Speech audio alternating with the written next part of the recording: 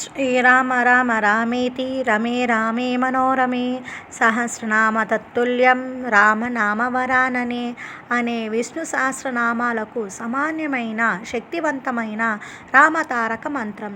దీని అర్థం మనసును రంజింపజేసే ఆనందింపజేసే శ్రీరాముని నామాన్ని జపిస్తూ 1000 నామాలతో విష్ణు సహస్రనామం సమానమైన రామనామాన్ని పఠిస్తున్నానని పార్వతీదేవితో శివుడు చెప్పిన శ్లోకం.